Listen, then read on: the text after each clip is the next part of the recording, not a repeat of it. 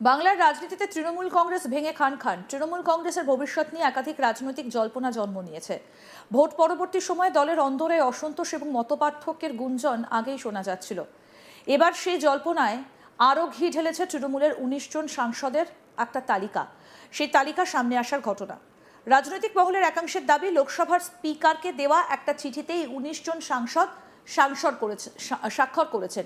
যদিও এই বিষয়ে এখনো পর্যন্ত তৃণমূল কংগ্রেসের তরফে কোনো আনুষ্ঠানিক প্রতিক্রিয়া বা নিশ্চিতকরণ সামনে আসেনি। সূত্রের খবর, এই তালিকায় এমন একাধিক পরিচিত এবং গুরুত্বপূর্ণ মুখ রয়েছেন যাদের দীর্ঘদিন ধরেই দলের শীর্ষ নেতৃত্বের ঘনিষ্ঠ বলে মনে করা হতো। সেই কারণে বিষয়টা নিয়ে রাজনৈতিক মহলে কৌতূহল ও জল্পনা আরও বেড়েছে। তালিকায় রয়েছেন কাকলি ঘোষ দস্তিদার, মালা রায়, পার্থ ভৌমিক, সায়নী ঘোষ, দীপক অধিকারী ওরফে দেব, রচনা ব্যানার্জি, শত্রুঘ্ন সিনহা এবং ইউসুফ পাঠানের মতো পরিচিত সাংসদরা। যে ১৯ জন সাংসদের নাম সামনে এসেছে তাদের মধ্যে রয়েছেন কাকলি ঘোষ দস্তিদার, জগদীশ বসুনিয়া কোচবিহার, খলিলুর রহমান জঙ্গিপুর, ইউসুফ পাঠান বহরমপুর, আবু তাহির খান মুর্শিদাবাদ, পার্থ ভৌমিক ব্যারাকপুর, বাপি হালদার মথুরাপুর, সায়নী ঘোষ যাদবপুর, মালা রায় কলকাতা দক্ষিণ, মিতালি বাগ আরামবাগ, দীপক অধিকারী বা দেব ঘাটাল, কালীপদ সোরেন ঝাড়গ্রাম, জুনমালিয়া মেদিনীপুর, অরূপ চক্রবর্তী বাঁকুড়া, ডক্টর শর্মিলা সরকার পূর্ব বর্ধমান, শত্রুঘ্ন সিনহা আসানসোল, অসিত কুমার মাল বোলপুর, শতাব্দী রায় বীরভূম এবং রচনা ব্যানার্জি হুগলি। তবে এই তালিকা প্রকাশ্যে আসার পর থেকেই শুরু হয়েছে রাজনৈতিক চর্চা। বিজেপি দাবি করছে তৃণমূলের অন্দরে অসন্তোষ ক্রমশ বাড়ছে এবং তারই প্রতিফলন এই ঘটনায় দেখা যাচ্ছে। অন্যদিকে তৃণমূলের পক্ষ থেকে এখনো পর্যন্ত কোনো অফিসিয়াল অবস্থান স্পষ্ট করা হয়নি। ফলে এই তালিকার সত্যতা এবং রাজনৈতিক তাৎপর্য নিয়ে জল্পনা অব্যাহত রয়েছে। রাজনৈতিক বিশ্লেষকদের একাংশের মতে, যদি এই দাবি শেষ পর্যন্ত সত্য প্রমাণিত হয়, তাহলে তা রাজ্যের শাসক দলের জন্য নিঃসন্দেহে একটা বড় চ্যালেঞ্জ হয়ে উঠতে পারে। আমাদের প্রতিনিধি সুজয় ঘোষ কি প্রতিবেদন তুলে ধরেছেন, দেখব। যে বেশ কয়েকজন নাম, যে নামগুলো কনফার্ম করা যাচ্ছিল না যে তারা কোন দিকে আছে, তারা অভিষেক ব্যানার্জি, মমতা ব্যানার্জির সঙ্গে আছে না বিদ্রোহী যে ব্লক, এনডিএর যে ব্লক, সেই ব্লকে আছে। আমরা যেটা সূত্র আমার পর জানতে পাচ্ছি যে ৪-৫টি নাম নিয়ে ব্যাপক জল্পনা চলছিল, কিন্তু এটা আমরা সূত্র আমার পর যে খবর আমাদের কাছে আসছে যে সায়নী ঘোষ যাদবপুরের সাংসদ, ইউসুফ পাঠান বহরমপুরের সাংসদ, শত্রুঘ্ন সিনহা আসানসোলের সাংসদ, মালা রায় কলকাতা দক্ষিণের সাংসদ এবং দীপক অধিকারী ঘাটালের সাংসদ এবং জুন মালিয়া মেদিনীপুরের সাংসদ, এরা এই মুহূর্তে প্রত্যেকেই যে তালিকা আমি পড়লাম, তারা এই মুহূর্তে কনফার্মেশন এসে গেছে বলে ইতিমধ্যেই কাকলি ঘোষ দস্তিদারের পক্ষ থেকে দাবি করা হয়েছে। এবং এই যে বৈঠক, সেই বৈঠকে কাকলি ঘোষ দস্তিদার ছিলেন বলে আমরা যেটা দিল্লি তরফ থেকে জানতে পাচ্ছি।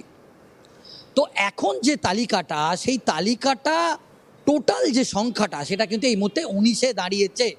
তো সেক্ষেত্রে বলা যায় যে সায়নী ঘোষ তিনি অভিষেক বন্দ্যোপাধ্যায়ের অত্যন্ত ঘনিষ্ঠ।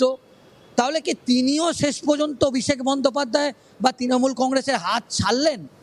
এবং আমরা যে দেখলাম যে রাজ্যসভায় যে উইকেট পড়া, সুখেন্দু শেখর রায় থেকে উইকেট পড়া শুরু হয়েছিল এবং আজকেও একজন রাজ্যসভার সাংসদ তিনি ইস্তফা দিয়েছেন বলে আমরা জানতে পারছি। তো সেক্ষেত্রে ইতিমধ্যেই সুস্মিতা দেব তিনিও ইস্তফা দিয়েছেন।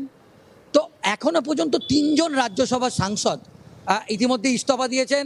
আবার একটি আজকে জল্পনা ব্যাপকভাবে জোরালো হচ্ছে যে বাবুল সুপ্রিয় নাকি আজকে ইস্তফা দিতে পারে বলে দিল্লি সূত্রে এরকম একটা খবর পাওয়া যাচ্ছে।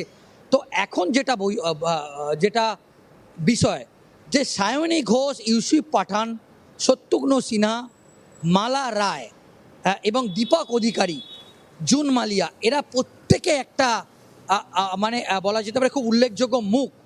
এবং সবাই তাকিয়েছিল যে এই মুখগুলো মানে তারকা মুখ, তারা কোন দিকে যায়। কিন্তু এখন যেটা জানা যাচ্ছে যে তারাও এই বিদ্রোহী ব্লকে তারা যোগ দিচ্ছে বলে জানা যাচ্ছে।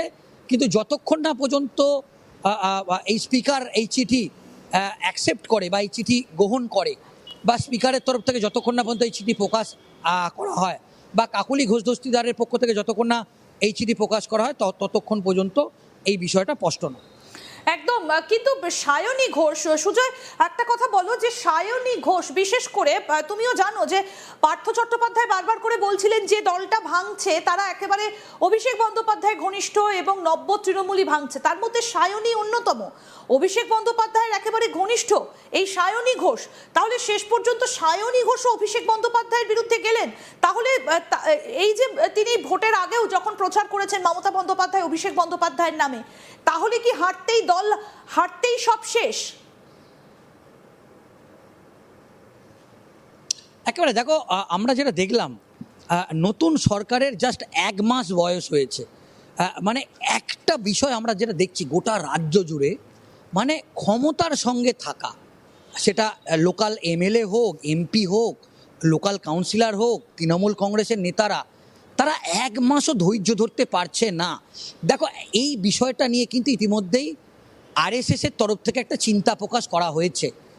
আরএসএসের তরফ থেকে একটা বিষয় স্পষ্ট করা হচ্ছে যে যেভাবে মানে যারা 1 মাসও ধৈর্য ধরতে না পারে, কোট আনকোট আরএসএস তাদেরকে বলছে সুবিধাবাদী।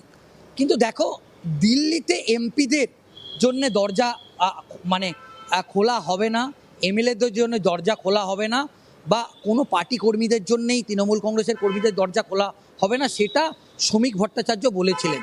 কিন্তু তারপরে আস্তে আস্তে দেখছি যে পার্টি স্ট্যান্ড কিছুটা হলেও আমরা দেখলাম যে লাস্ট যে সুনীল বানসাল যে মন্তব্য করলেন যে না, তারা তৃণমূল কংগ্রেসেরও বেশ কিছু কর্মীদের নেবে, কিন্তু কবে থেকে নেবে, কিভাবে নেবে, সেটা এখনো পর্যন্ত স্পষ্ট নয়। কিন্তু যেটা দেখা যাচ্ছে যে এই মুহূর্তে দিল্লির কেন্দ্রীয় নেতৃত্ব যেটা ভাবছে, দেখো, একটা দুটো বিল নয়, মানে একাধিক এই ধরনের বিল আছে। ডিলিমিটেশন বিল, মানে সেটা সব থেকে মানে বড় বিল। এবং তুমি নিশ্চয়ই জানো, এক দেশ এক ভোট, মানে গোটা দেশেতে একটাই ভোট একদিনে হবে। লোকসভার ভোট একদিনে হবে, বিধানসভার ভোট একদিনে হবে, পৌরসভার ভোটও একদিনে হবে। তো সেক্ষেত্রে এই রকম গুরুত্বপূর্ণ বিল এবং সেই বিলগুলো আটকে আছে। সেক্ষেত্রে এই 19 জন বা 20 জন যদি তারা এনডিএর যদি তারা একটা ব্লক করে এবং যদি তারা বাইরে থেকেও এনডিএকে সমর্থন করে, সেক্ষেত্রে একটা বিষয় স্পষ্ট, নরেন্দ্র মোদীর এনডিএ সরকার আরও অনেক বেশি শক্তিশালী হলো। এবং যার ফলে এটা বলতেই হবে, আগামী দিনে দিল্লিতে সেই বিল পাস করাতে নরেন্দ্র মোদী বা অমিত শাহের অত্যন্ত সহজ হবে। এবং এই রকম একটা চিন্তাভাবনা থেকেই এমপিদের তারা কিন্তু প্রত্যক্ষভাবে, আমরা বিধানসভার ক্ষেত্রে যে মডেল দেখেছি, যে আলাদা তৃণমূল কংগ্রেসের ব্লক তৈরি করেছে ঋতব্রত কালকেই দিল্লিতে জানিয়েছেন তার এমএলএ সংখ্যাটা 58 থেকে বেড়ে এখন 64। তো তারা প্রত্যক্ষভাবে বিজেপিকে সমর্থন করছে না, কিন্তু তারা বিজেপির বিরুদ্ধে লড়াই করবে বলছে বিধানসভায় দাঁড়িয়ে। সেক্ষেত্রে সেটা স্ট্যান্ড স্পষ্ট করেছে। লোকসভার ক্ষেত্রেও এই বিষয়টা এরকমভাবে স্পষ্ট করা হয়েছে, তারা একটা ব্লক তৈরি করছে। তারা কোনোভাবেই মানে স্পষ্টভাবে তারা বলছে না যে তারা নরেন্দ্র মোদীর এনডিএতে যোগ দিলেন, কিন্তু তারা পরোক্ষভাবে যে কোনো বিল যেটা দিল্লিতে পাস হবে, সেটা বাইরে থেকে তারা এনডিএকে সমর্থন করবে। বা এই মুহূর্তে এনডিএর যে এমপি সংখ্যা, সেটা প্রায় 300 পার করে যাবে। আরও আপডেট পেতে দেখতে থাকুন আজ তাক বাংলা, সাবস্ক্রাইব করুন।